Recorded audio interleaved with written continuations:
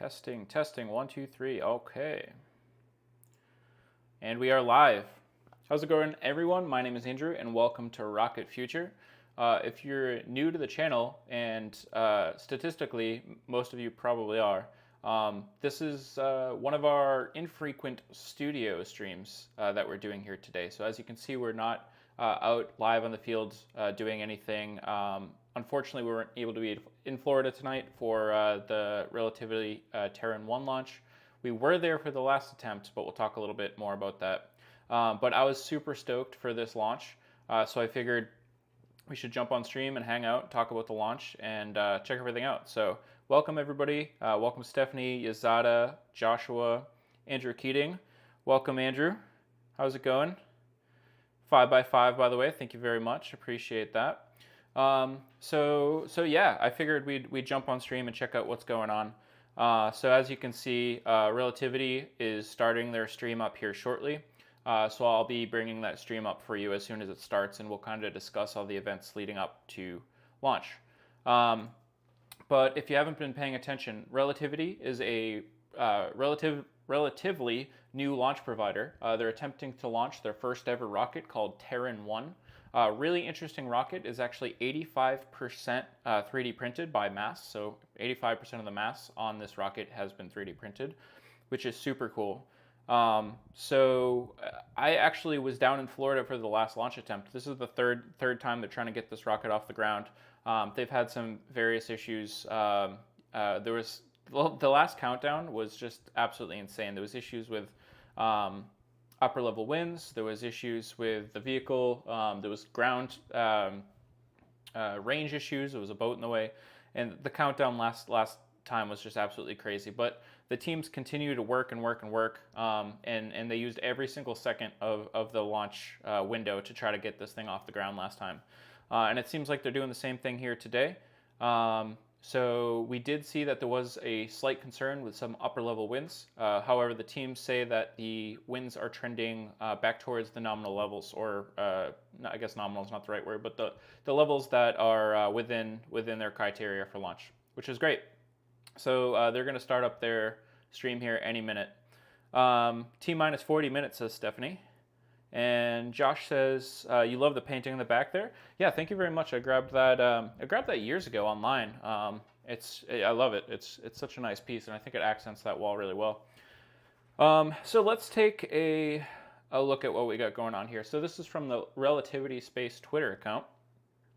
And just a while ago, before sunset, they tweeted this out. As the sun gets low in the sky, prop load is underway. So they began prop load just about 7:35 Eastern Time. Launching from historic Launch Complex 16, initially built for the LGM-25 variant Titan missiles, the pad supported 141 launches between 1959 and 1988. Good luck, have fun will mark the site's first launch in 35 years. So it's really cool to see that this launch pad is active again. Of course, with much modifications, this is their pad now, Relativity's pad. So they've done what they needed to do to get this pad outfitted for the Terran 1 rocket. Yeah, so GLHF, you've probably seen this around in relation to this mission. That stands for Good Luck, Have Fun, and that's just what they're calling this mission. This is a Pathfinder mission. So Relativity pretty much just wants to get this rocket off the ground and into orbit if they can. They've kind of they haven't come out and straight up said it, but it seems like they're not. This rocket is not guaranteed to get to orbit today. If they do nail the orbital insertion on their first attempt, that's actually amazing, and it'll go a long way to show what Relativity has to offer in the future. But there's a pretty good, decent chance that this rocket could fail on the way up. Again, this is their first launch. We've seen this numerous times over the last couple of years of all these new launch providers. This is a Pathfinder rocket, so we're hoping this thing gets up to orbit, but this is an exciting one. We don't know exactly what could happen here, so we're really excited for this one to see it go up. T-minus 38 minutes, says Yazada. Yazada is also excited by Relativity's Terran R, fully reusable Falcon 9 class rocket. Absolutely. I am very excited for that as well. Again, the Terran 1 is the Pathfinder rocket for Relativity. and they're going to continue working on bigger and reusable rockets. So this is just the start, and it's a really exciting start, if I must say. Josh says Falcon 9 is a class now, right? So earlier today they tweeted this out. Originally the launch window started at 10. I guess the launch window still did start at 10, but they went into a hold to monitor those upper level winds, which again now are trending better. So that's good. But it's a 3-hour window. It goes to 1 o'clock Eastern time. I'm also noticing my time is frozen on my screen. I will fix that shortly. And the target is low Earth orbit. So we're going to hope that the Terran 1 gets up to low Earth orbit today. This company, Relativity, is ran by the CEO, Tim Ellis. Tim tweeted out today, "Today, I'm incredibly proud of our team and all the people that believed in me against all odds to get here. I get asked all the time how I'm feeling. Proud and surreal.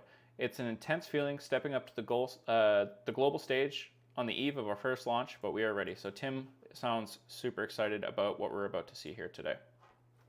Again, this is Launch Complex 16 down at Cape Canaveral, Florida. So if we zoom out a little bit here, you can see this is in comparison to Kennedy Space Center, Cape Canaveral, Titusville, and then Orlando. And we'll look a little bit more about the trajectory of this launch here shortly. Let's take a quick look to see if Relativity has started their stream. They are not yet started, but we expect them to be starting really any second here. So we have a fact sheet about the rocket we can talk about along the way. Timeline. So if this thing gets off the pad, we expect it to take about 8 minutes to get into orbit. So obviously we have the usual suspects from liftoff to orbit. So we'll hear out those call-outs: pitch down, range, max Q, main engine cutoff, stage separations. So this is a 2-stage rocket. So there's a first stage, second stage. We'll talk more about that if we have time. So yeah, we're excited here. This is something I'm actually kind of working on the back end, is just trying to learn weather and weather tools, and I'd like to learn a little bit more about how this stuff works. But this is local radar from the area. I don't think it's currently playing. I don't exactly know how to read this, but I figured it would be good to show on stream. This is something I'm going to continue doing, and I'm going to learn more about it each time we get on here. So that is what we're seeing here today. All right, I'm hearing something, so I think their launch broadcast has started. So let's take a look.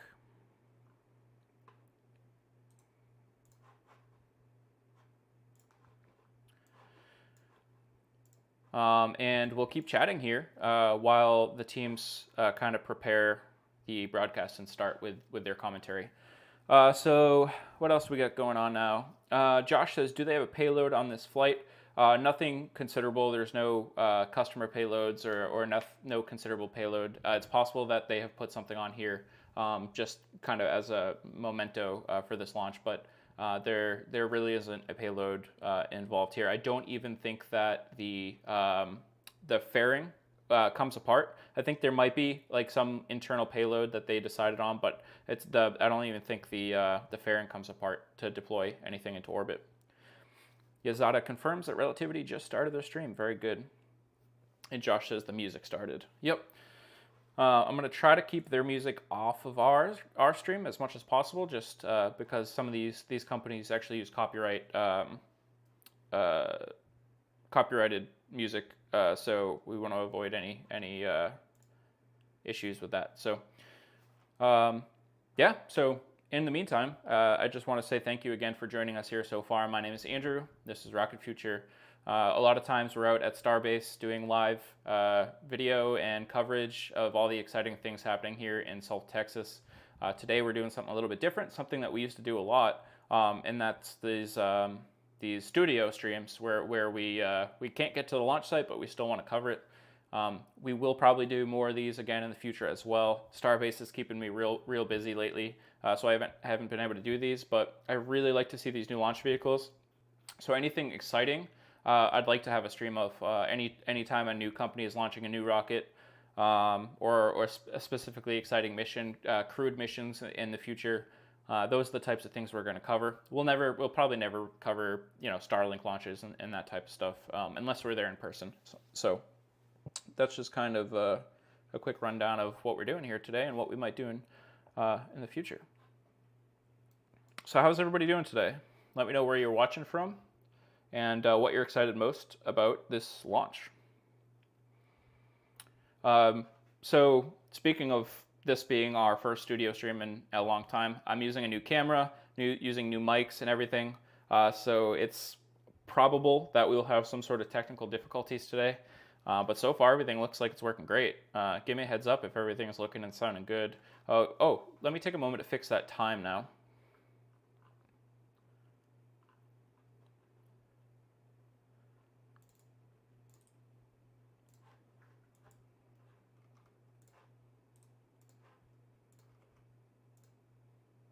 There we go. It is currently 10:06 Eastern Time, so their launch window just opened about 6 minutes ago. We do know that the countdown clock is going. We should be somewhere in the mid to low 30s right now, so we should be about a half hour out from the launch attempt, the third launch attempt for the Terran 1 rocket from Relativity. Joshua says, everything looks great. Awesome. Thank you so much, Joshua. So let's take a little bit more of a look at what we got going on here on this fact sheet. So again, yeah, this is the Terran 1 rocket. It is the Good Luck Have Fun mission. And again, we're launching from Complex 16 at Cape Canaveral, down there in Florida. On the right-hand side is a great picture of the Terran 1 rocket. So this is going to be the first 3D printed rocket, 85% 3D printed by mass, which is actually insanity. Yazada is watching from San Jose, California. Just got done watching Zach's new Starship structural problems video. I'm really excited to check that out myself. CSI has a new video coming out, or is out. And Electric Overland is doing great. Electric Overland made it up to Montana, so only a few days from home. Very cool. Sounds like you're making good progress there. We hung out with Electric Overland for quite some time when he was visiting down here at Starbase. It was really awesome to catch up and spend some time with him. Good times with Mr. Bond. And he also confirms that the alerts and notifications are working great. He got notified a few minutes ago that we went live. Juan Rodriguez is here. He says, hey, Andrew, how you doing? I'm doing great. I'm really excited to see this thing take off here today. Let's see if we're starting up. Sorry. Not starting yet. I just heard the music shift. Josh is watching from Delaware. That's DE, right? Or Denmark? Delaware?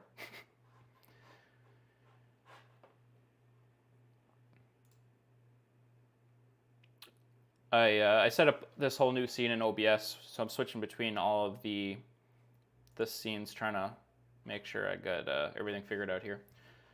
So back to the statistics about today's launch. Terran 1 is racing to be the first Methalox-fueled rocket to reach orbit. In competition is SpaceX or Starship, rather. Starship is a rocket that uses methane and liquid oxygen. This uses LNG, liquefied natural gas, and liquid oxygen, but the LNG is 80 or 90% methane. So will this be the first Methalox engine to make it to orbit? We could find out today.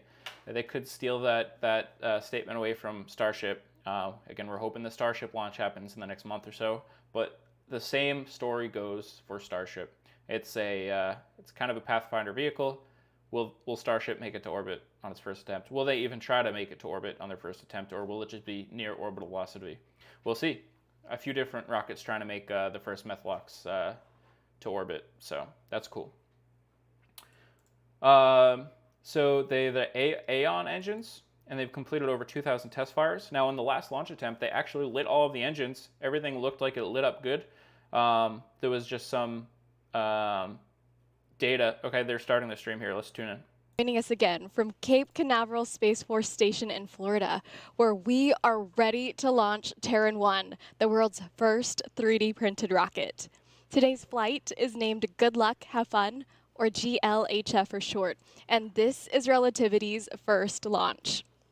We'll be bringing you live coverage from Launch Complex 16, which is our launch pad at Cape Canaveral, as we prepare for historic liftoff. Can everybody hear the broadcast okay? The Chief of Staff for the Vehicle Architecture and Technology team at Relativity Space. I support our Chief Architect, Kevin Wu, in the design, development, and product management of our medium to heavy lift reusable launch vehicle, Terran R. And I'm Arwa Tazani Kelly, Technical Program Manager for Tech. So they are introducing themselves. Great hosts. Really cool to see them again here tonight. They did a great job on the last broadcast as well. RMD says, sweet hat. Thank you, Ryan. Appreciate that. Joshua says, why do they look so happy? I think they're excited to get this rocket off the ground during the third attempt. Mission Texas is by McAllen, right? That's close to Starbase. Where is Mission Texas? I would have to look at a map. But yeah, McAllen's only an hour and a half from Starbase or so. With the stage separation automation system a few seconds before T0 that properly aborted at T-minus 0.5 seconds. Then the team pushed an update to the vehicle automation system, successfully recycled the vehicle, and secured a new T0 time, which was during the last minute of our launch window. After recycling at T-minus 45 seconds, we had an automated abort on the second stage fuel pressure, which was only 1 psi outside of the limit. Let's hear more about our previous attempts from our chief engineer, James Harris.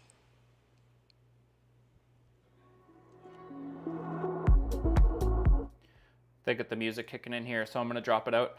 So yeah, they just talked a little bit about the last launch attempt that we saw.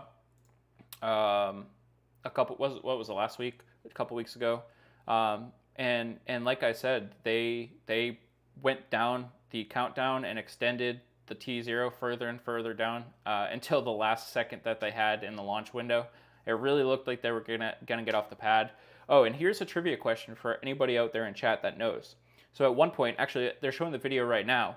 The rocket, the engines ignited, except there was a pad abort at 0.5 seconds until liftoff. And then the teams recycled and went for another launch attempt, which really blew my mind. I did not think that they were going to give it another go after that pad abort.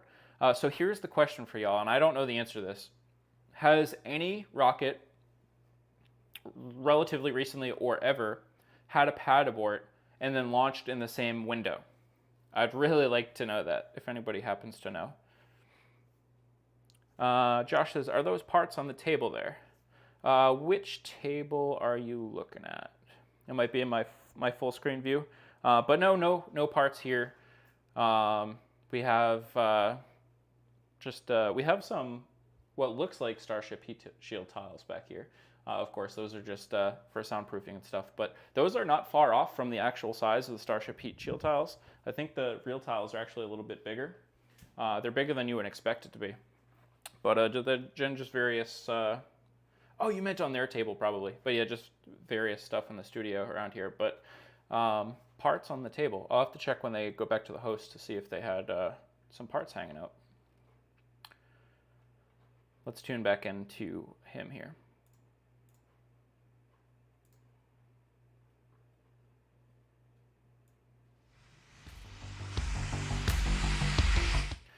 Okay, so they still got the music going, but it looks like we're at a hold at T-minus 25 minutes.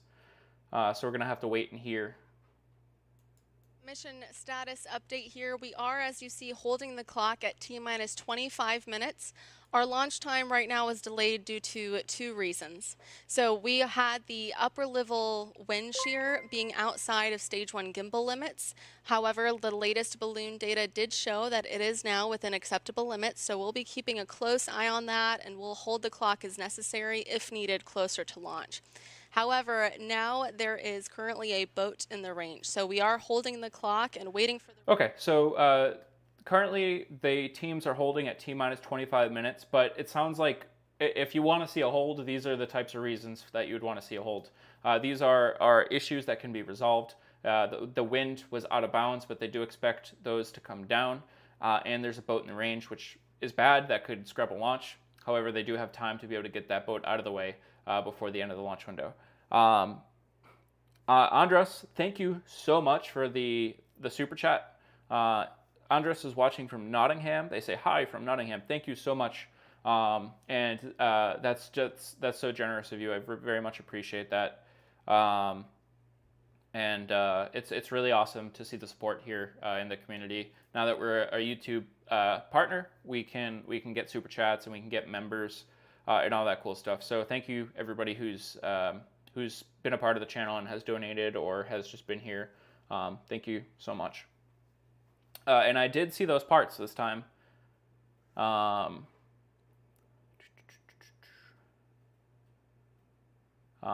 Joshua. So they definitely had a bunch of parts sitting there on the table in front of them, which is cool.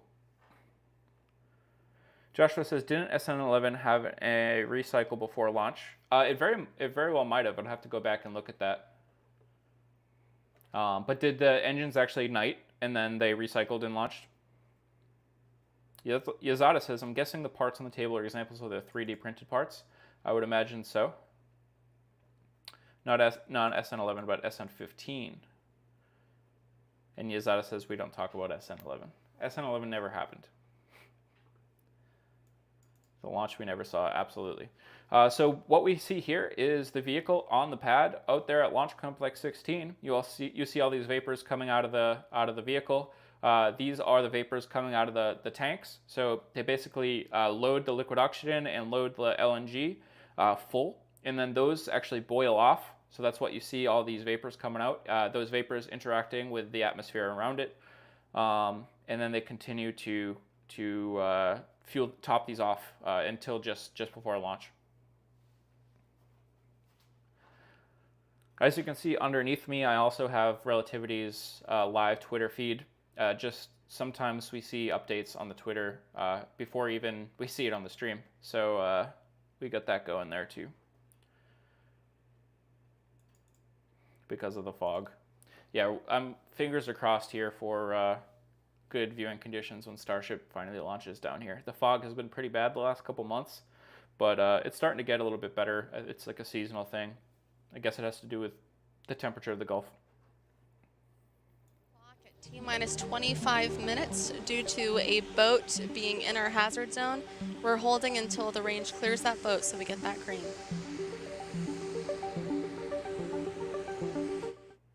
All right, so in the meantime, let's continue looking at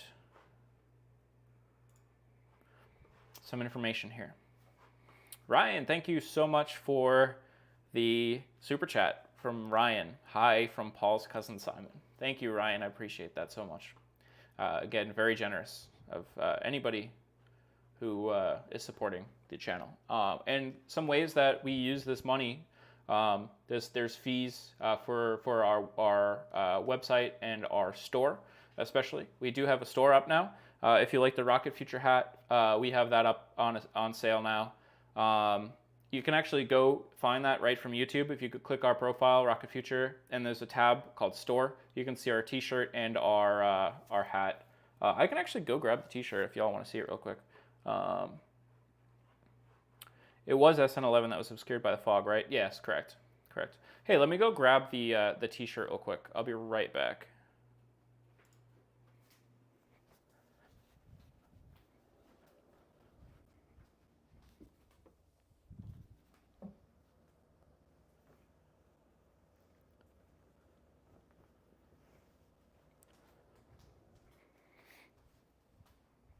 All right, so I was hoping to find out, to try to make some sort of shirt that was commemorated the first ever launch of Starship, whenever that might happen, hopefully next month.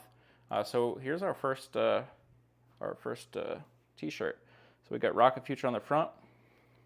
We got all the heat shield tiles on the back. It says Launch Crew on it, and on one sleeve it says Starship Inaugural Full Stack Launch. And then on the other sleeve, it says Starbase, Boca Chica, Texas. So we got Rocket Future merch now. So cool stuff coming, and we're gonna keep on keeping on and doing all this stuff. So with your support, we can do more stuff like this. We can upgrade our cameras, all that good stuff. So thank you. Thank you, Andres, and thank you, Ryan. Josh says, we just heard the boom and didn't see it. Yeah, and then we saw some cameras from Starbase with all the debris falling, which was something. I love this view that we got right here. Check that out. Just the black background of the sky, and then those really bright white vapors coming out. Very, very cool. Another donation from Ryan saying, strap me to a rocket, woohoo. Thank you so much, RMD. Appreciate that. Again, thank you. So let's keep looking at the fact book here. So this is a little bit of a blown up picture of the Relativity Terran 1 rocket. I did notice, I think they got the stages mixed up in the paragraph here. But yeah, the first stage consists of 3 main components: the thrust structure, stage 1 tanks, and the interstage. 9 Aeon 1 engines. So these are the Aeon 1 engines that are on this vehicle, and they power the first stage with up to 23,000 foot-pounds of thrust per engine at sea level for a total thrust of up to 207,000 foot-pounds, which is very cool. I guess that's just, 207,000 pounds of thrust. Not bad for a little rocket, huh? Second stage powered by a single Aeon vacuum engine, vacuum optimized for, obviously, if it makes up into orbit. You want an engine that's optimized for space, probably has a bigger nozzle on it. Expansion nozzle, and is capable of multiple restarts, such as provision for deorbit burn. Payload container separates initiation, detection, Ethernet, and serial in-flight payload telemetry channels. So obviously everything in the second stage would help with the payload if there was a payload. Yazada and Tim Dodd's face as he realized all the camera gear in the launch zone got wrecked, right? Yeah, there was definitely some equipment that got damaged and destroyed during that. So for those engines, so again, there are 9 of those Aeon 1 engines. Relativity's Aeon engines are designed, assembled, and tested in-house with the exception of the second stage nodule extension. Aeon engines are fueled by liquid natural gas, LNG, as we were talking about, which is mostly methane, and liquid oxygen, utilizing the gas generator engine cycle. Terran 1 autogenously pressurizes the tanks with gaseous natural gas and gaseous oxygen via heat exchangers integrated into the engines. So that's a little bit more about the actual rocket that we're hoping to see get off the pad for the first time ever shortly. I'm going to quickly check to see if there's an update on the T- clock. We're still holding at T- 25 minutes. And if you missed the reasoning for that, it's not too shabby, just some winds that they expect to die down. And then there was a boat in range. So there's an area outside of the launch facility that boats... Oh, update. At T- 25 minutes for a boat in the hazard zone that we're waiting for the range to clear. While you're waiting here, I know that you see a big ball of fire next to our vehicle. I just wanted to tell you all that not to worry, that is on purpose. That's just our flare stack, and it's used to vent flammable gases from prop loading and venting operations and priming of the engine igniters. We're going to continue to hold until we have that update from the range. So there's a bit of an update for you. So Joshua asks, I got to ask, what was it like doing a video with Tim? It was pretty great. It was awesome. So I had, I met Tim a few times prior to doing that video. We've, I've grabbed a drink with Tim here and there and just kind of hung out and chatted with him. So it wasn't like, obviously Tim has been a huge inspiration for me for this whole thing. But it wasn't like going into an interview, first time meeting Tim and kind of dealing with that whole thing. Luckily, I was kind of already feeling pretty comfortable just hanging out with Tim as a person. Really awesome dude. He's pretty much the same person you see on camera as far as I've seen, and easy to talk to, has a lot to say, and that made for a really easy interview for me. I haven't done a lot of interviews in general, so there were some nerves involved with just the whole interview process and trying to keep it going along and natural and not seeming forced. So there was some nerves there, but I think I was happy with it. There was one problem with my camera. Actually, it was slightly out of focus. So if you've watched the interview, you might have noticed that the camera that actually was zoomed in on Tim was just slightly out of focus. So that was a learning moment. But all around, it was a great experience. Tim was an awesome person to interview, and it was a lot of fun. Josh says, "Go away, boat." I agree. Let's get that boat the heck out of here.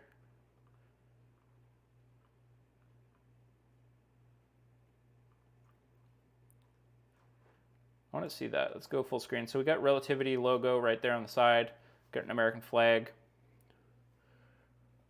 Curious what those at the top you can see those black pieces coming around the rocket. Those are holding the rocket in place. Prior to launch, those will open up and the whole strong back, but behind it will lean back. Yazada says, "I want to see Tim do a live stream from space from up at the moon."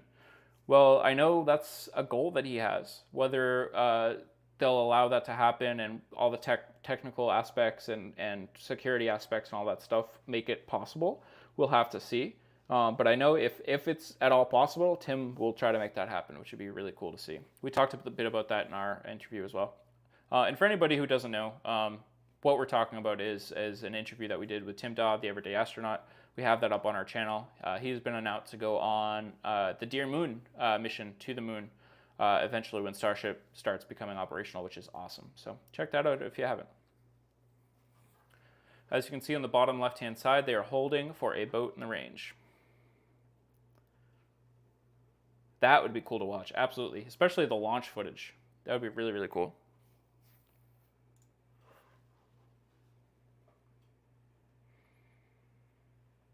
Here's a great picture of those 9 Aeon-1 engines lighting up. Is it a picture or a render? It's probably a picture. Static fire picture or something. Beautiful, beautiful plumes coming out of that. It looks awesome. Again, Methalox engines.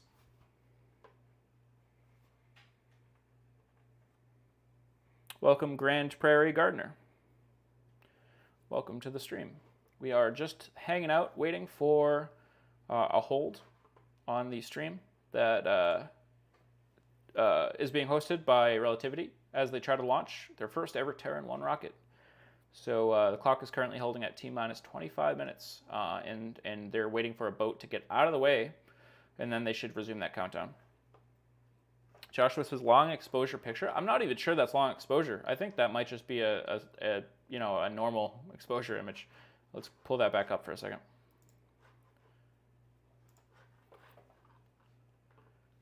I mean, I see some pretty clear details in I don't know, the smoke. I would expect the smoke to be kind of more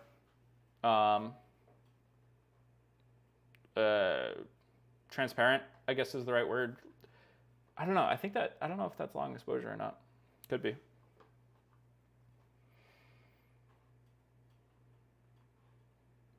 One cool thing about Relativity, excuse me, is they provided a really awesome media kit for anybody that is doing coverage about the launch. So all of this information that you're seeing here is from the media kit, the launch timeline, as well as this little graphic here, which shows the staging of the vehicle.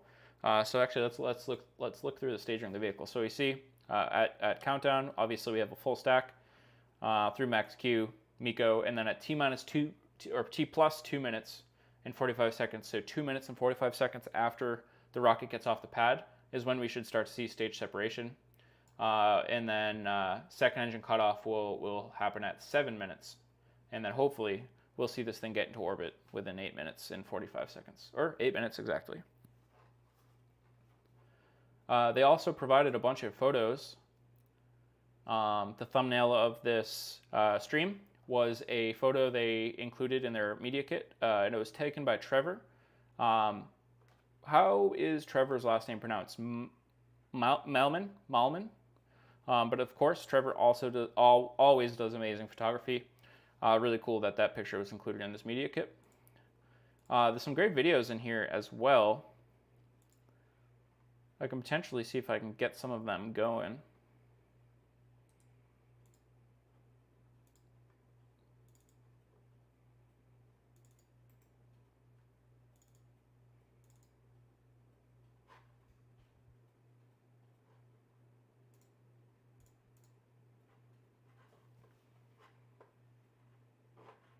Joshua says, do you have to have special permission from Relativity to stream the launch? I always do get permission. Generally speaking, some of these companies they'll put it in their policies whether or not you're able to stream their launch or not. And some stuff you can. Whoa, that methane flare stack just got a lot bigger. I'm sure that's normal, but that was interesting to see. I think there's like this. You can get by with streaming some of these without permission, I think, for educational reasons and that type of stuff. But I always get permission. I have permission from SpaceX to do SpaceX streams. I got permission from Relativity, Rocket Lab, and Astra. I have permission to stream. So I think it's always good to ask just in case. I asked permission, and they sent me the media kit, which is great.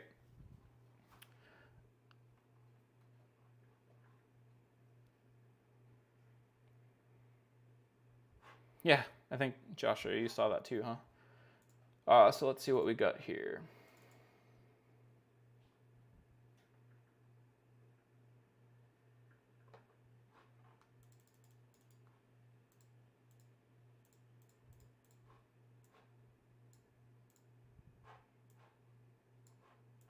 Let's take a look at some of these pictures that Relativity provided in their media kit. Just give me a second.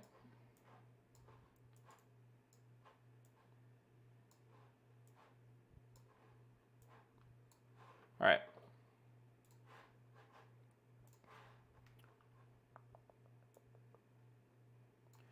Okay, so let's see.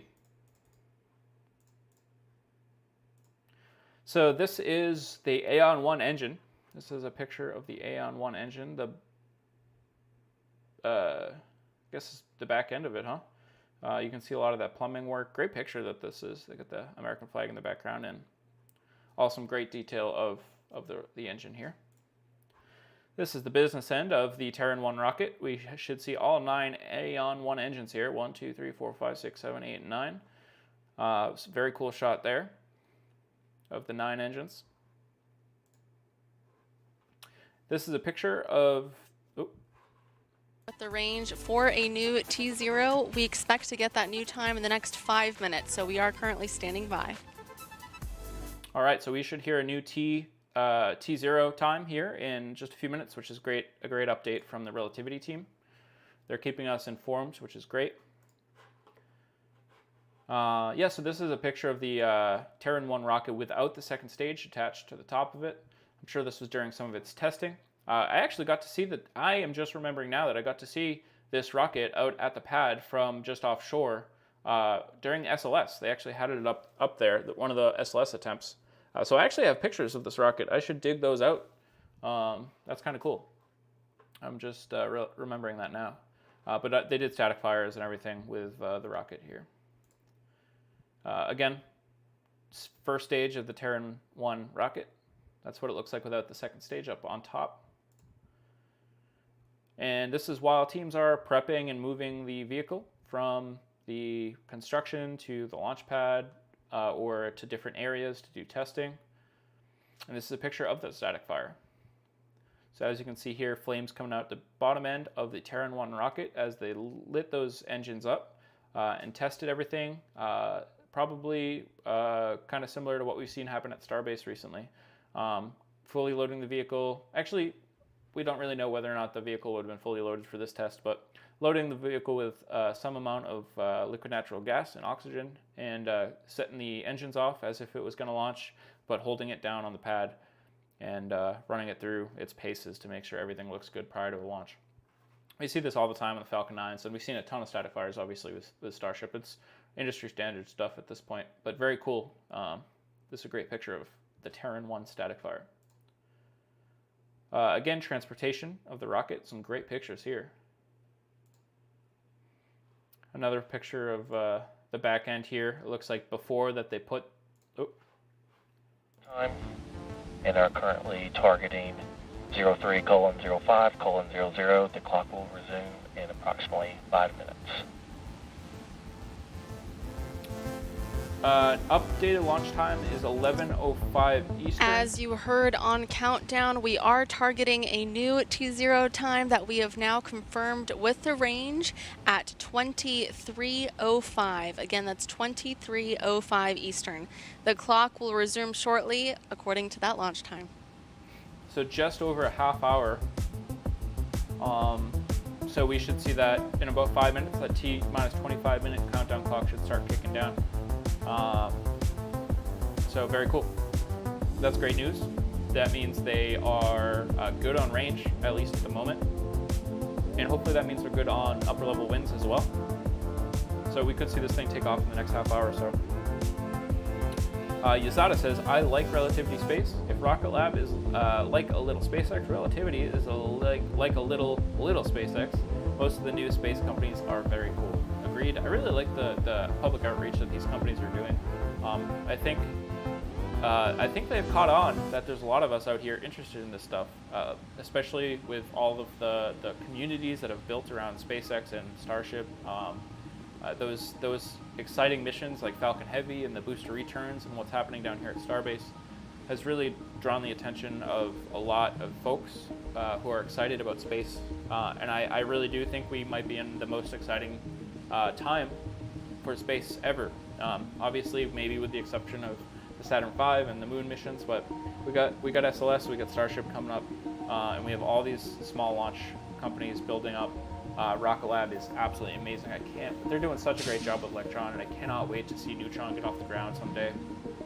And Relativity is another great looking company, and they're doing amazing things and have some really great ideas, and we really hope to see them succeed. And for anybody just joining us here today, we do want them to succeed, but it's not guaranteed that this rocket's going to make it up to orbit here today. We really hope it does, and if they do, that is a home run. It would be such a huge win for Relativity to see this thing get to orbit today. But the company has kind of stated that this is a Pathfinder vehicle, Pathfinder rocket. If it doesn't make it all the way up to orbit today, it's still a big win if it gets off the pad and they can get some data back from the vehicle and see what had happened. So this is going to be an exciting mission either way, whether it makes it to orbit or not. Exciting stuff coming here. Oh, yeah, good call, Joshua, on the music. Sorry about that. Hopefully you could hear me through the music, and hopefully I won't get copyright. No big deal so basically what happens on YouTube is if you're playing copyrighted music, you don't get in trouble for having that music on your stream most of the time. It's just that the company that owns the rights to the music would likely take the ad revenue from the video. So that kind of stinks. But it's how YouTube works right now. So hopefully I was talking over it enough that we won't have to deal with that here today. But it is what it is. Part of the job. Yay, they moved the boat, says Joshua. Relativity and Rocket Lab are the bee's knees, says RMD. I agree 100%. RMD, I know you want to see Rocket Lab succeed. Same here. And Relativity seems like they're doing a good job here as well. Yazada says, I bet the Coast Guard motivated the boat to move. Absolutely. Speaking of which, on the last launch attempt, towards the end of the window, they had a boat range issue. They solved the boat range issue. There was a boat in the range. They fixed that. But then when we were down there in the Cape, we saw another boat starting to enter the exclusion zone towards the last countdown. And we were concerned because we were like, oh, dang, like we're literally watching this happen right in front of our eyes. They're going to have to scrub the mission because of this boat. So we saw the Coast Guard or whatever official boat just go screaming off on their boat like as fast as they could out at this boat. They were able to stop them and turn them around. It was really interesting to see, actually. Joshua says, I didn't know if the music was your stream or theirs. Yeah, that was theirs. So hopefully we don't get dinged on the music, but we'll see. So if anybody has any other questions about tonight's mission or this vehicle or anything about space in general, Starship, anything like that, please feel free to drop those in the chat. We have a little bit of a waiting game here. It looks like that clock is starting to tick down again, which is great news. 24 minutes and 46 seconds from our T0 time. So we're under 25 minutes, and let's check in. Clock is rolling. We are just under T minus 25 minutes now. We did receive confirmation that propellant loading is complete for both stages. We're going to keep an eye out on those upper level winds and on the range today, but the vehicle is healthy. So as of now, we're proceeding with 2305. Thank you, Arwa. Arwa will continue to provide regular status updates over the course of the countdown. In the top left of your screen, you can continue to find our countdown clock to follow along in our pre-launch operations. And now a quick reminder about the purpose of Good Luck, Have Fun. This is a first launch, meaning that while we're aiming for Terran 1 to reach orbit, our primary focus is on gathering the data and learnings necessary to develop Terran R, our much larger, medium to heavy lift, reusable launch vehicle. The lessons learned from this mission will also enable us to improve our software-driven approach to manufacturing. And as a reminder, today's launch includes many firsts. Terran 1 is the first 3D printed rocket, which is 85% 3D printed by mass.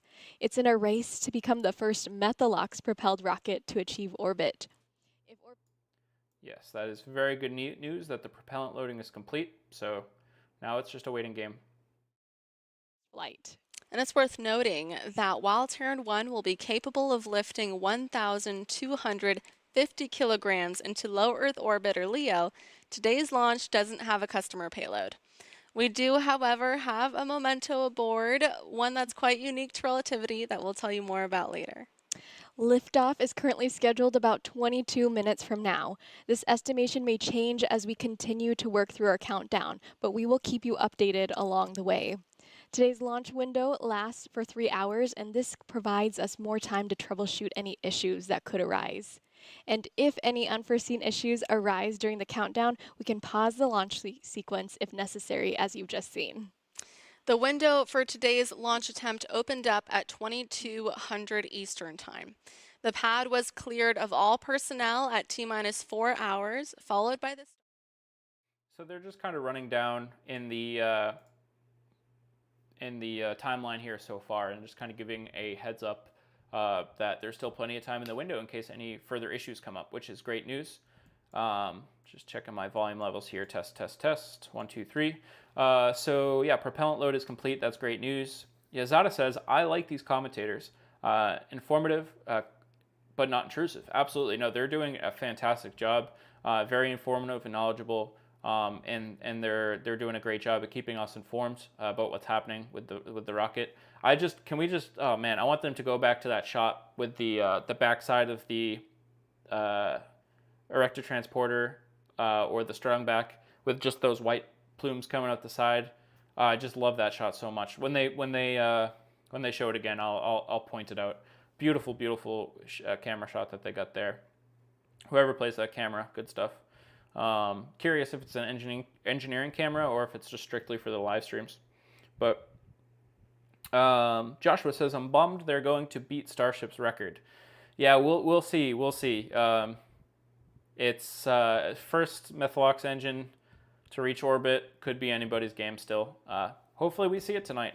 That's a record I'd love for Starship to have. But if Relativity can make it to orbit tonight on their first launch attempt, huge round of applause. So we'll just have to wait and see. And if you're hanging out here with us tonight, I do just want to say, just hanging out and watching helps us so much. So thanks for hanging with us. But if you're hanging out in chat and interacting with the stream by chatting, liking, subscribing, sharing, any of that stuff goes such a long way in helping us build this channel up. The channel's kind of on fire right now. It's really growing like wildfire, which is great. And that means that more people might be exposed to this content and discovering their passion for spaceflight. We could be reaching new folks that haven't yet found their passion for spaceflight and might learn a little bit about what's happening with space from these streams. So thank you everybody for interacting in any way from the streams.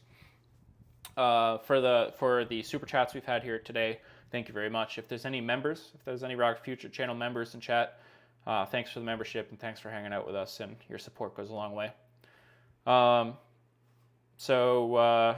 We're at T-minus 19 minutes and 48 seconds from launch. Everything is looking great. Range is looking good. Wind is still concerning, but not a factor at the moment for holding the launch up, which is great news. And they're making fast work towards their launch attempt here tonight. Yazada says, didn't the Chinese try a Methalox rocket that failed? I seem to remember that. It's very possible. I'd have to check that one. I'd have to look it up, which I can do real quick. Chinese Methalox rocket.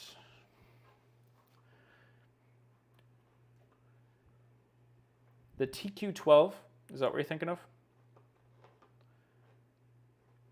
TQ-12, a gas generator cycle rocket engine, burning liquid methane and liquid oxygen, developed by Landscape. TQ-12 is the first Chinese liquid rocket engine developed by private funding. Engine has been designed to produce 670 kilonewtons of thrust at sea level. That's the engine. What rocket would it find itself on, though?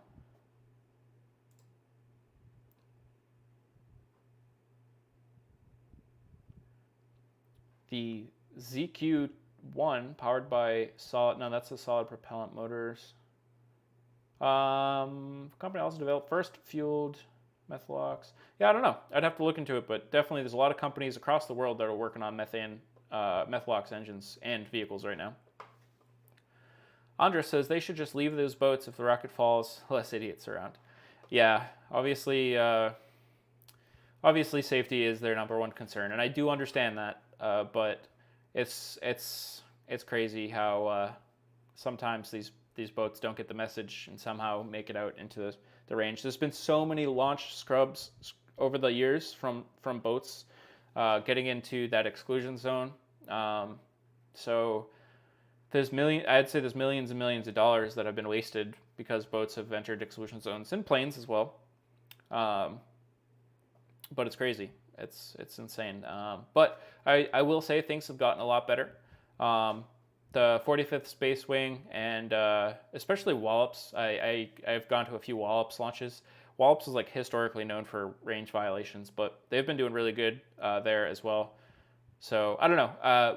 As you know, all of the number of launches from all of these different facilities is going up quickly. There's so many launches happening from the Cape now. I think it's like averaging one every 4 days. Wallops is doing their thing as well. Eventually, Electron is going to be launching more and more, and eventually Neutron. And just so many launches everywhere. Everybody is getting their practice in and keeping the range safe. And they're using new technologies and all this stuff. That's the shot right there that I love. Check that out. I want that on my wall or something. I just love the contrast between the black and white in that shot. Ryan says, I want to go to Wallops launch. Let's do it. We can do that someday. We can try to do that relatively soon if you want to try to make that happen. RMD is a friend of mine. So, yeah, one of my favorite things ever is showing somebody rocket launches in person, also online. Joshua says, I'm amazed these aerospace companies are able to willingly broadcast these launches. Shuttle launches were not really televised when I was a kid. So if I wanted to watch one, it was from our backyard. It's really amazing to see all of the coverage that we do on all of these launches. It makes it really easy for us rocket fans to get our fix nowadays, and it's just really great. Balint is here. Hey, Andrew. Nice to see you broadcasting this event. Thank you very much for stopping in, Balint, and anybody who's watching from the Space Junkie community. Big shout out, as always, to the Space Junkie community and the Space Junkie channel. I think I got a command for that now. Thanks for stopping in. Nice vapor trail coming off the side of the rocket there.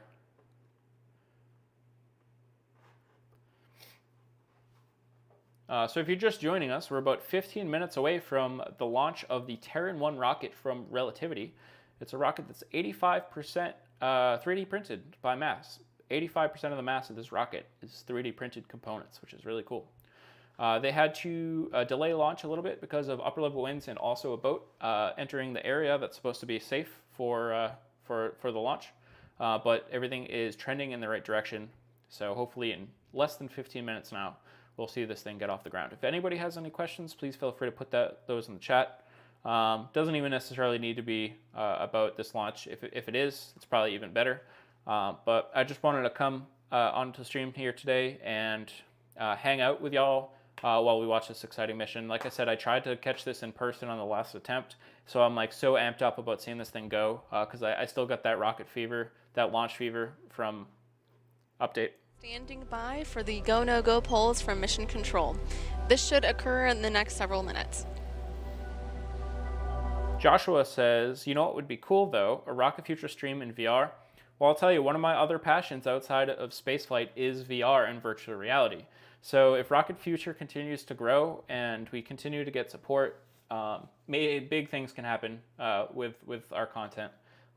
And VR content in the future is definitely possible.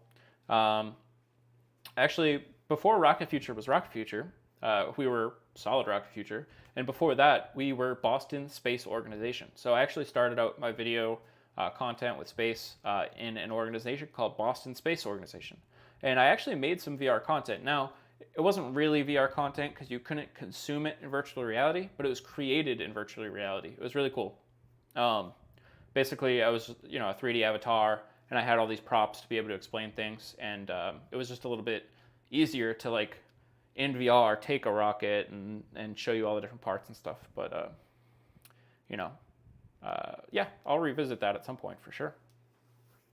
Andy's watching from the Space Junkie community as well. It's 3:50 a.m. Not sure if it's early or late. That is that weird time. I would consider 3:50 to be late. I think like early starts to be like 4:30. But yeah, you got to get some rest there. Make sure you get some sleep. We're closing in on T-minus 12 minutes. We expect to hear the go, no goal poll soon, which will be a really exciting moment to hear here on the stream. When all of the teams that are responsible for a safe launch go through to make sure that everybody is green, everybody is good for launch. So we're just kind of hanging out waiting for that to start. Yazada also loves the go, no go. Oh. Going to pause the clock at T-minus 10 minutes to assess high-level winds. We'll update briefly with a new T0 time once we get new balloon data. Okay, so another a pause. Oh. From our launch director, Clay Walker, we are going to hold the clock at T-minus 10 minutes.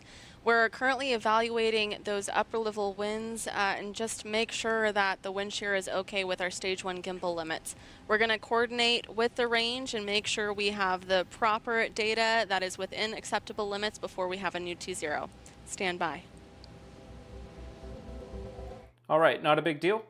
It is going to be another hold here.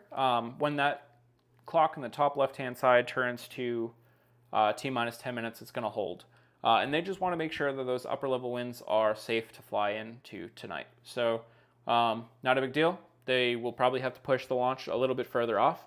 But the good news is when they get the balloon data back, if it looks good, they'll continue at that T-minus 10 minutes. So we'll pause here for a bit. We might be able to restart at T-minus 10 minutes, which will be great. Joshua says, is that even possible on YouTube, a VR stream? Yes. So there's a couple different types of VR technology. Like a real VR experience to me is with the headset, and you have depth.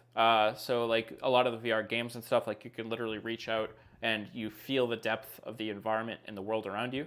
But then there is just 360 VR, which there's no depth perception. It's just a 360 video. But you can put on a VR headset and use the YouTube apps in the headset to put on these VR experiences that are just 360 videos. So there's launch footage out there. Cosmic Perspective, you might know them as really amazing, inspiring creators and artists that live and work down here at Starbase and make videos about Starship and also launches at Florida and all sorts of stuff. Time of 23:25 Eastern. That's 11:25 p.m. Eastern. We're going to wait for that final confirmation. Okay, 11:25 Eastern, not a huge deal. So that's 20. Yeah, yeah. Well, yeah, that's still pretty good. That still leaves some time in the window as well. So yeah, check out Cosmic Perspectives VR content on YouTube. It's really cool. You can put the headset on, and as one of the starships are coming down Highway 4 towards Starbase. You can look up and you can look. It's really cool. You got to check it out. Space Junkie brought me here, says Moratomi. Welcome, Moratomi. Thank you for hanging out. Thank you to all the Space Junkie fans, or Space Junkies. Andy M says it's late. In 7 minutes it'll be early. Exactly.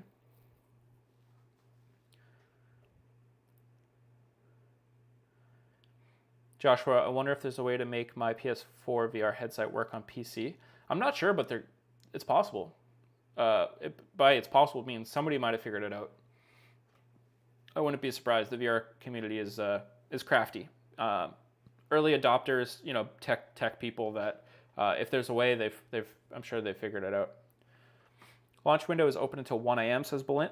That is correct. They still have 2 hours, plenty of time. Yeah, I was wondering if it ended now or in an hour, but it's actually 2 hours. So we've kind of run through like most of all of the important stuff to talk about here for this launch. So I don't necessarily want to repeat myself for like just the sake of repeating, but we'll just hang out here and chat, and if anybody has any questions, please feel free to let me know.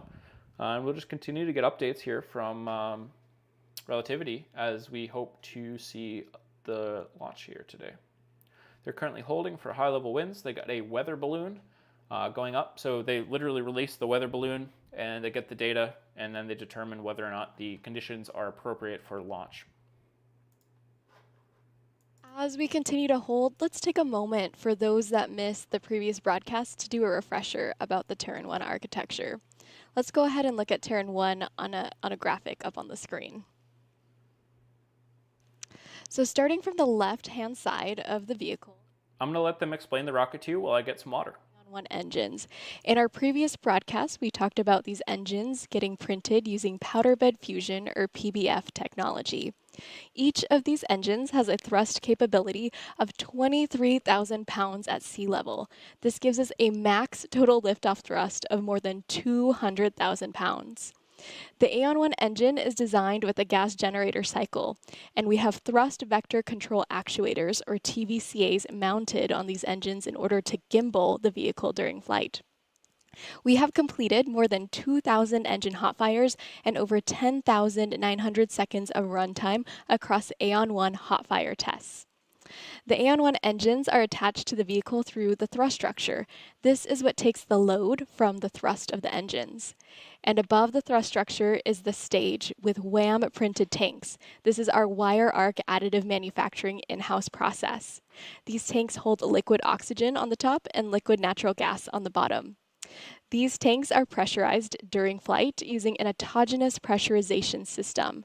This works by running propellant through heat exchangers mounted on our engines, which convert the liquid propellant into a gaseous state, and this is piped into the top of the tanks to maintain our ullage pressure, or the required pressure for the tanks. Above the Stage 1 tanks is the WAM printed interstage, and this holds our stage separation mechanisms that separate Stage 2 from Stage 1 during flight. This is a pneumatic pusher system.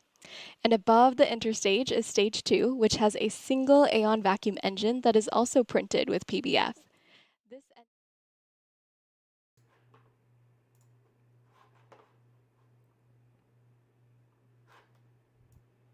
We have coordinated a new UTC target time of 03:25:00. Clock will jump back to T-minus 16 minutes for go, no, go poll. And we'll begin count shortly thereafter. I'll take it. So they Okay, there was that T0. official confirmation of the new launch time of 23:25 Eastern. We are going to roll back the clock shortly to T-minus 16 minutes so we can go ahead and resume our go, no-go polling with our team of engineers and mission control, and we'll do that in alignment with 23:25. All right, very good. So we should hear that go, no-go poll here shortly. Good news that they're continuing to work towards this launch. Yazada says, I like your very fun videos about visiting Cape Canaveral. Looking forward to your Starbase video. Oh, the Space Junkie videos? Yeah, if you haven't, if y'all are watching and you haven't checked out the Space Junkie videos that they've made of their time visiting Cape Canaveral, definitely check it out. Exclamation point junkie in chat.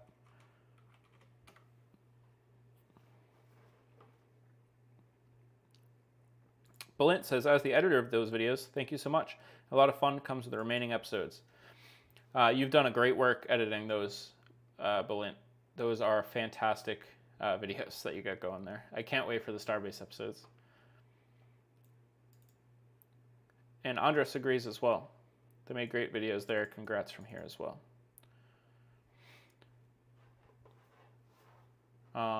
Let me bring up their channel here for a second.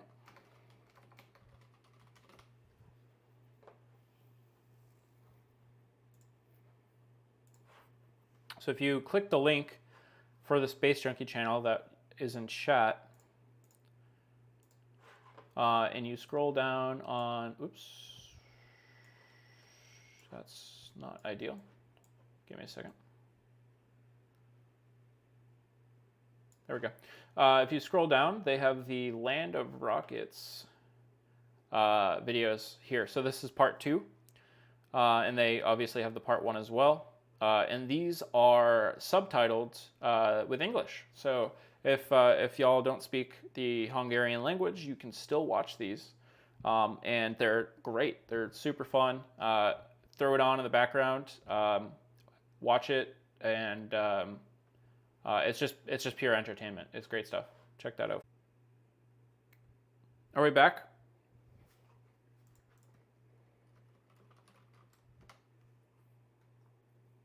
I think we might be back. Give me a 5x5 if you can hear me. I'm very excited, actually, if we are back. I didn't expect OBS to recover. Very cool. Awesome. So OBS crashed. OBS is our broadcasting software that we're using here. I haven't had it crash before, but that's great. I just was able to restart it and reselect the stream. So let's get everything straightened away here again. Let me get this full screen for you. I'm very excited, actually, if we are back. What am I doing? Stream, full screen. Make sure we're live.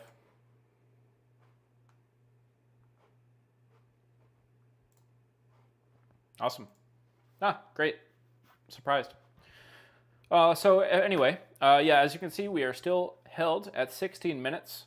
We do expect to hear the go, no go poll from the Relativity teams here hopefully very soon.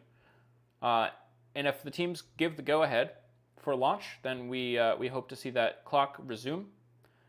So we'll make sure we provide the audio from the stream when that starts. The T-0 right now is 11:25 Eastern Time. So that would mean it's 10:05 now. Central math, I don't know. But we should see that clock resume shortly. Yeah, yeah, just under 20 minutes from now. So hopefully in the next few minutes we'll see the clock start up again. A lot of 5x5s in chat. Thank you for letting me know. Joshua, Andy, Balint, Yazada, Andres, and RMD. Joshua says, I thought about using OBS to make videos. Is it easy to use? It can be. It's really scalable. So OBS can be very simple, or it can be, if you really start to dig deep into all the different configurations and stuff, it can be very complicated. But it's fairly easy if you're fairly technical to get up and going. It's pretty good. And Balint says it's widely common. Absolutely. There's a couple different versions. I know a lot of people know Streamlabs OBS. I don't necessarily recommend Streamlabs OBS, but it is a little bit more user-friendly and a little bit easier as well, but I just use OBS Studio.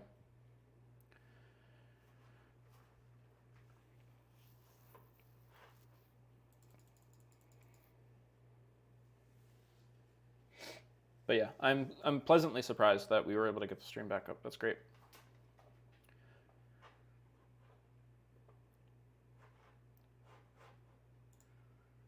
Hopefully y'all heard me show off where you can find the Space Junkie videos. Let's take another look at the Relativity Twitter to see if there's any other updates. So of course, this is Relativity Space. You can find them at Relativity Space here on Twitter. 10 minutes ago, they said we are currently on a hold at T-minus 10 minutes while we wait for more data about a strong upper-level winds. Our new T0 time is 23:25. Did they comment any further on these? No, they did not. But we do expect the go no go to come up pretty quickly here. Can OBS edit videos too? No, not really. But if you're just getting started, I've moved on to like Adobe products and stuff, but I used HitFilm Express. Again, that's HitFilm Express. It's free, or was free for a very, very long time. I would assume it's still free, and it was great. It was a great video editor. That's where I learned my video editing on, and it's relatively every time I try to say relatively during the stream, I say relativity. It's relatively similar to other industry standard products like Adobe Premiere Pro and that type of stuff, so that if you learn on HitFilm Express and decide, one moment. 16 minutes away. As a quick update, less than 16 minutes away. T-minus clock is going. Very good. But yeah, anyway, to wrap that thought up, it's free. HitFilm Express. You can learn from it. It's all relevant for you. Let's listen in. Please provide concurrence to proceed in the launch countdown with go no go. VC go. GC1 go. GC2 go. Ground go. AVI go. FTS go. RF go. GNC go. Flight software go. Thermal go. Prop 1 go. Prop 2 go. Fluids 1 go. Fluids 2 go. Loads is go. Rock ranges go. OSM RC go. Vehicles go. CEs go. LCs go. All parties have reported go for launch countdown. Once the clock begins to roll, anyone can call for a hold at any time. A hold is called prior to T-minus 70 seconds. The T-clock will continue to roll until T-minus 70, at which point a hold will automatically be initiated. A hold is not possible after T-minus 70, and any hold call after that will result in a terminal count abort. Should a hold manual be necessary, the person calling for a hold or abort should state clearly on comms, hold, or abort. In the event that OSM requires a hold, OSM will initiate the hold command on the OSM GUI and notify LD and RC on primary net. And All you right. just heard. That's great news. All is green. All teams are ready for launch here. So clock is ticking down, T-minus 13 minutes, and we should see this thing get off the ground as long as there's no other major concerns in this countdown clock. So it's getting exciting. So this should be good. Launch Director, John Wiswall, Launch Conductor, James Harris, Chief RF is go. Rocket Future is go. Vehicle Controls, Brian Batters and Zoe Dickard on Ground Control, Bill Stack, Ground, and Joy Mosdell, Range Coordinator. These are a few notable members, also from leadership, are supporting today's launch here at Launch Control, and this includes our getting a great view of Mission Control. As we know, Relativity is a relatively small company. They're just starting out, and Mission Control looks pretty basic. They just got some nice monitors with some nice tables, nothing too fancy. I'm wondering if in front of them they have a wall of monitors showing all sorts of different data and stuff, or if they just have all the information they need right on those screens in front of them. So it's a pretty small team, but they're doing great work, and these are the teams responsible for getting this thing off the ground here tonight. all the engineers and the people that actually put this rocket together have done their job. Now it's up for mission control to get this thing off the ground here tonight.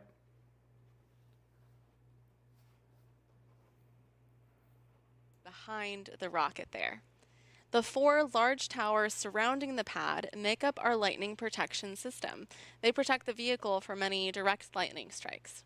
Inside of those, you'll see 4 small black posts around the pad called rainbirds. They're used for acoustic mitigation for the rocket and do so by covering the pad with water. Yeah, it does look like the Starbase control room. The small flame that you see there at the bottom right hand of your screen was once again the flare stack. No need to worry, this is perfectly intentional. It burns off flammable gases from propellant loading, venting operations, and priming of the engine igniters. It's a little harder to see, but the small slide-looking structure beneath the vehicle is our water-cooled flame diverter. It's used to mitigate the heat from lighting the engines, and it directs exhaust plumes away from the vehicle. You might also be able to see in this view 3 different levels under the rocket. So the largest and lowest level is the pad deck, and directly above it is the launch table. So this is where the launch mount pins to the pad and creates that flame duct. The launch mount on top of it is one component of the transporter erector. So it transfers loads into the pad deck during hot fire tests and engine ramp up at launch. It also contains the release system or hold downs and the quick disconnect or QD carriages that provide propellant and other commodities to the vehicle when it's on the ground. I do once again want to give a big shout out to the ground crews out here for all of their hard work.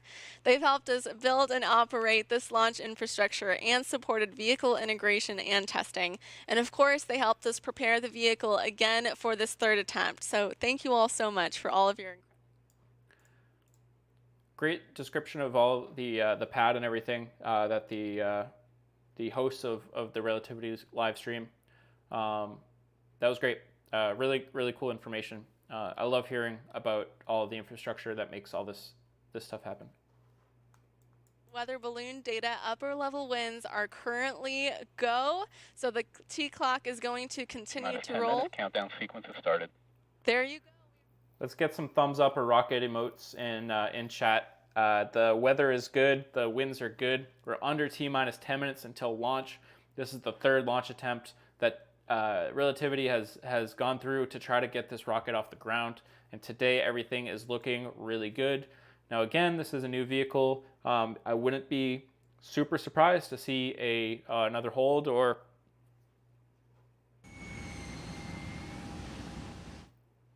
just a quick blip on the comments there. It's 9 minutes and 20 seconds.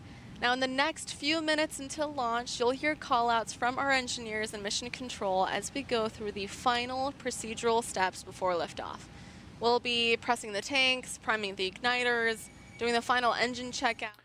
Yazada says, looks like, oh yeah, their company is so small that many of them probably know each other. Absolutely. I'm sure they all do. I'm sure it's a small, tight-knit team there. Josh asks, does the launch mount belong to the Cape or Relativity? So the pad itself, I believe, belongs to the Cape. But you know, all the hardware on the pad, I'm sure, is Relativity's. I'm sure it's specific to their vehicle. So I'm sure that's all of Relativity's hardware, and I'm sure they own all of that. But they don't own the land or the pad. Sam Blanchard says, here we go. Absolutely, that is the right thing to say right now. Here we go. We're under 10 minutes to launch. Again, 3rd attempt to get this pad off the ground. Every single attempt, Relativity has thrown everything that they need to, or everything they can try to get this thing going, and tonight is no different. They're pushing forward hard to get this thing off the pad, so hopefully tonight is the night. We keep hearing some All right, call-outs. we're pressurizing the propellant tanks to flight pressures with helium. As a reminder, during flight, we'll pressurize the tanks using autogenous pressurization. We're gonna, I'll kind of minimize a lot of my. As you can see from these epic views, we are launching at night today, but I'll definitely keep my commentary on the shorter side, so we hear these big updates. But if they're just talking about weather and stuff, like in general. clearly now. So that big white cloud you're seeing come out of the strong back is due to strong back chill operations. So we're chilling all of the ground equipment to try to get our locks as cold as possible for stage 2. Those smaller white clouds that I'm you saw excited. earlier coming out of the vehicle at different levels are due to the venting of the chilled gas from the rocket. And that venting into the humid Florida air out here is what causes the gas to condense into vapor and look like clouds. Like I said earlier, I was down there for the last launch attempt, so I got that launch fever. My heart is beating here. I really want to see this thing get off the pad, as if I was there. I feel like I'm tied to this launch now. I got to see it. Falling off the vehicle. Beautiful shots of the rocket here. They got some great cameras and great camera angles. You can see all the ice built up on the outside of the vehicle. Arwa, let's walk through the launch timeline now that we're getting closer. Yeah. So we talked a little bit about the launch timeline, and I can show that off again here shortly as well. But we hope that after this thing gets off the pad, it takes less than 8 minutes to get to orbit if it gets there, or about 8 minutes to get to orbit. Again, if it doesn't make it to orbit today, that it's unfortunate, but it's also not super unexpected, and it shouldn't be considered a failure necessarily. If something was to happen on the pad, maybe we could start talking about whether it would be a failure or not. But if this thing gets off the pad today, it's just going to be all great data for the team to continue working on their next iterations of their vehicles. So max Q will be at 1 minute 20 seconds after launch. We're just about 5 minutes and 42 seconds. Will there be any cameras on the rocket? I did see some information about that on the last launch attempt, but excuse me. I'm trying to remember. I thought I saw something that due to some of the conditions, the cameras weren't going to be great. Am I thinking of? Was it the last launch or was it another launch for a different company? I don't know. I think there'll be cameras, but we'll have to wait and see.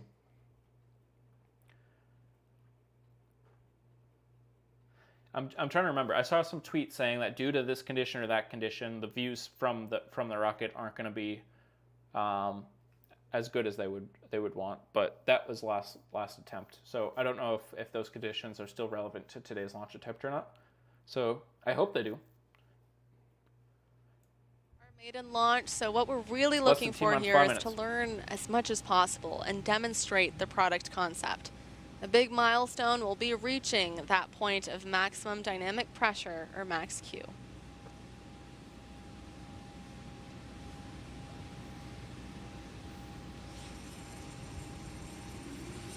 Stage 1 igniters are priming in.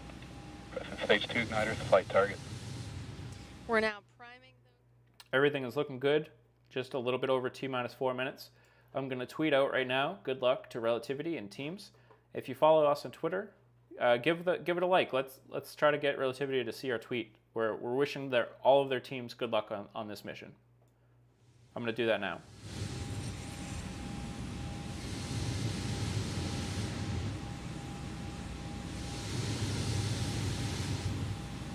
Stage 2 is on internal power.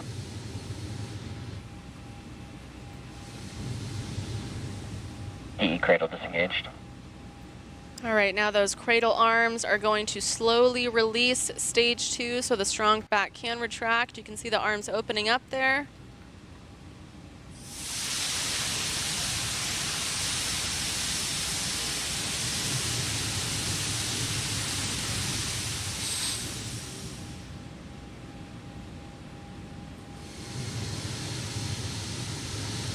Stage 1 TVC checkouts running. And now you'll be able to see the stage 1 engines gimbaling or tilting as you see while we're completing those final thrust vector control health checks. Stage 1 is on internal power. T-3 minutes. We're getting close here. Check out those engines gimbaling. Let's go Relativity.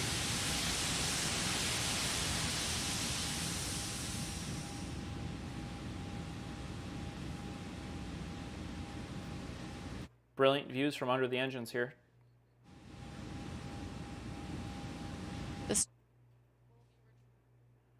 Waiting for that strong back retract. Yeah, great great point, Bulent.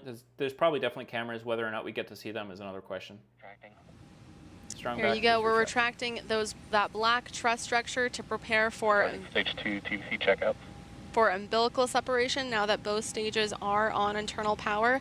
And now we're doing those final thrust vector control health checks on the upper stage. All right, I'm gonna let them do their thing here. I'm gonna stay quiet here for the next couple minutes, and hopefully this thing gets off the pad, and we'll chat after we see ignition. And don't forget, just because you see ignition doesn't mean it's gonna get off the pad, but we hope it does. Wow, we are very closely approaching T-minus 1 minute. I just want to remind all of us here that what you're looking at on your screen is 85% 3D printed, and it is about to fly.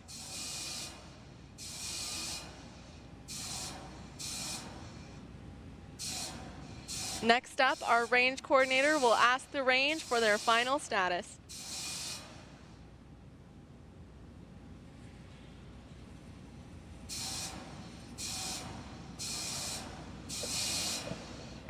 Rock, report range status. Range green.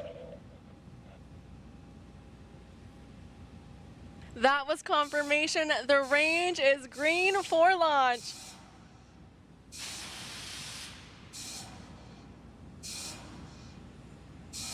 Propellant closing out. Flight computer configured for launch. Under 1 minute. 1 minute, let's go.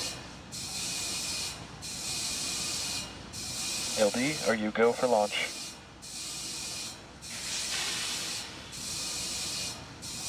LD, go for launch. There's that final go for launch. We are just over 30 seconds away until the maiden launch of this vehicle. Good luck, Terran 1, and have fun. Here we go.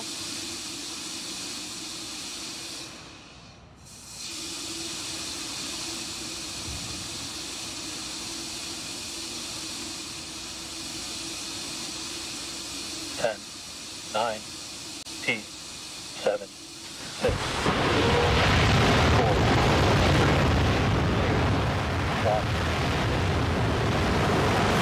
Liftoff.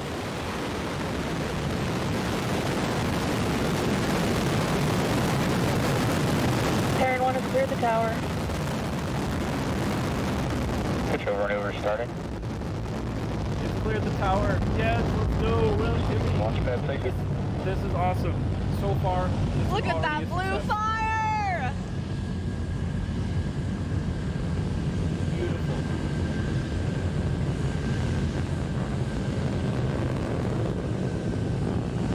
Look at it go. Awesome, awesome. It's nice and left-hand side here. Information. Altitude and velocity. Look at those 9 Aeon 1 engines lit up. If you can hear me over the cheering, the vehicle is now headed downrange in an easterly direction over the Atlantic Ocean. Our next ascent milestone is max Q around 80 seconds. The announcer sounds. Terran 1 is supersonic. The announcer almost sounds telemetry switch emotional. over at the ground That's really exciting. The host.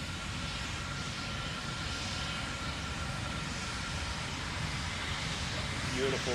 This is a tremendous success so far. Let's hope this thing gets to orbit. If it Max does, Q. that would be. We For the are record, on that our wasn't me. way to making a new history. Terran came ready to play today. You just heard that call out indicating Terran 1 just made it through. Max Look Q. at that shot. We just completed a major step in proving to the world that 3D printed rockets are structurally viable. Beautiful.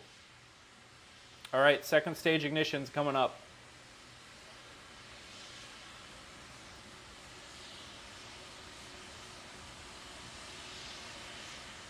Up next, we'll be looking for a call out that stage 1 performance is nominal.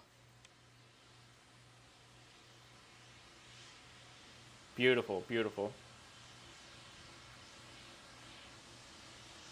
Hey, Joshua, it hasn't made it to orbit yet, but it's looking pretty good that this might be the first ever Methalox rocket to make it to orbit. So let's see. It's got some big milestones ahead, and historically the second stage is where some of these new launch providers have some big struggles. So let's see. Was that Miko?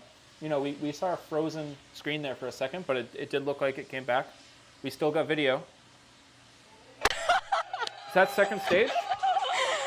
As you can see, we were waiting for Miko and upper stage ignition. This means that we had a main engine cutoff for stage 1, and directly following that, we had second stage ignition, which you can see the Aeon vacuum engine in that beautiful view in the night sky.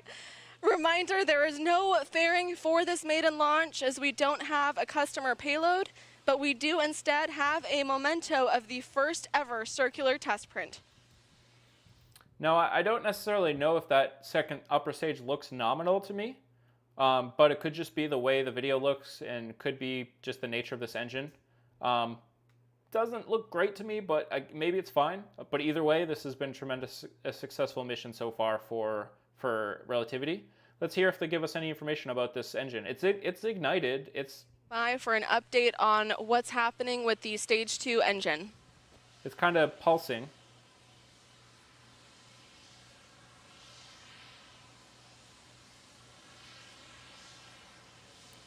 Quite some gimbaling.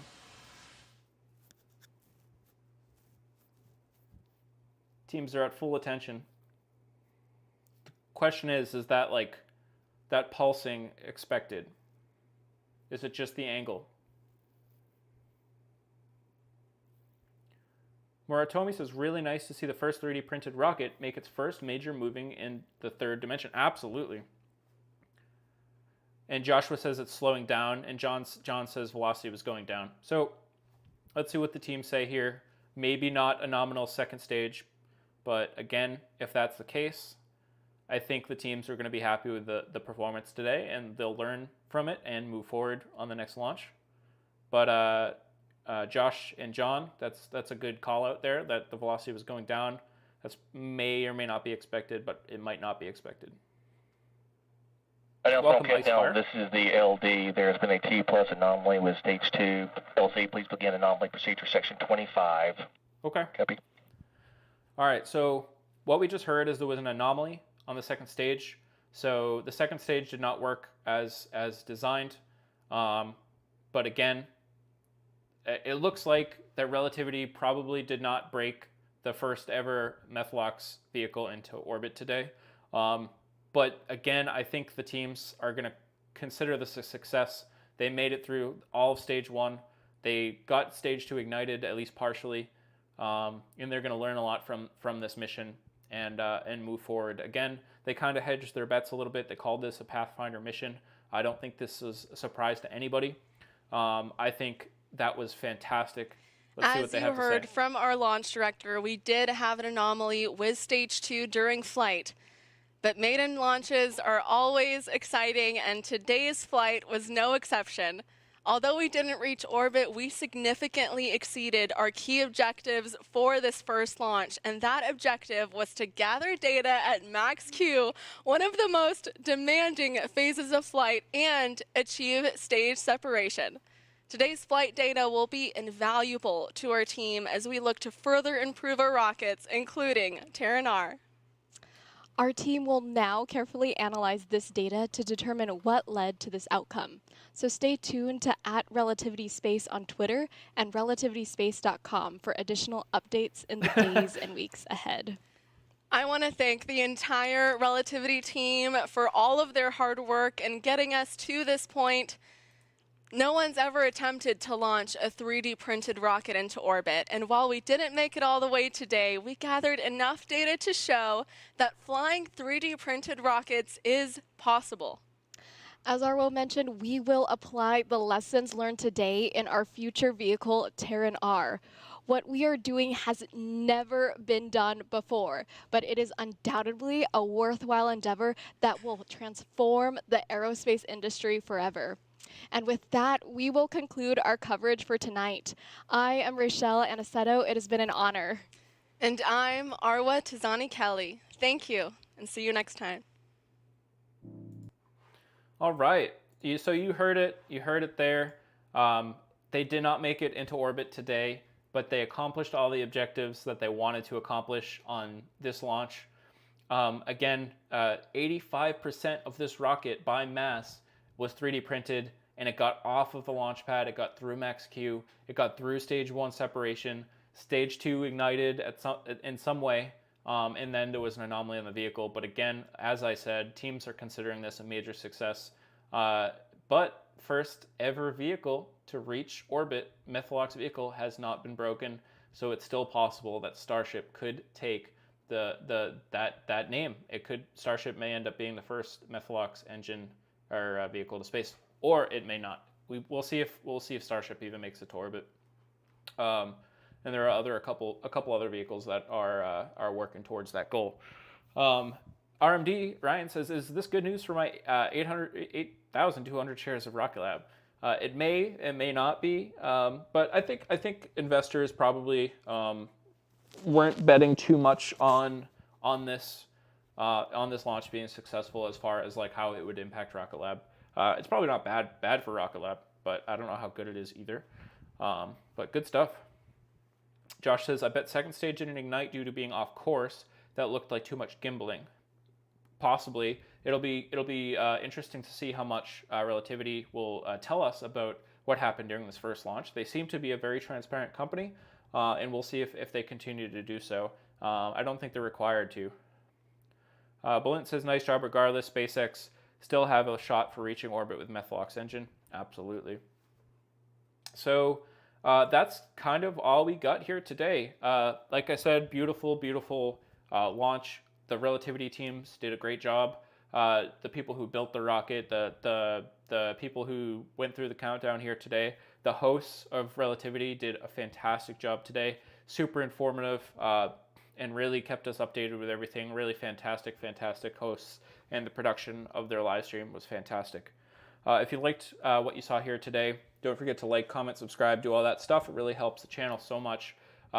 Most of the time we're doing live streams actually on location at Starbase down here in South Texas. We'll have a live stream from here of the Starship launch when it launches, hopefully next month. Hopefully next month. And in the future we'll go to these launches and see them in real life, and we'll stream them and all that good stuff. Thank you so much for the support, everybody, today. For the super chats that we got earlier today, Ryan, RMD, and the other ones have been gone, but Yazada, I believe. And if I'm missing any, I know there was another one there. Unfortunately, YouTube is not showing me them all. But thank you everybody for the support. Any of the members of the channel that are in here in chat today, thank you so much for being a member of the channel. You're helping us do more and better and bigger content. Merch is up. The Rocket Future hats and shirts. You can find the store tab in the Rocket Future YouTube channel. All this money goes right back into making this bigger and better project and getting the space content to y'all. Follow us on all of our social medias. We're at The Rocket Future on pretty much every social media. Again, that's The Rocket Future.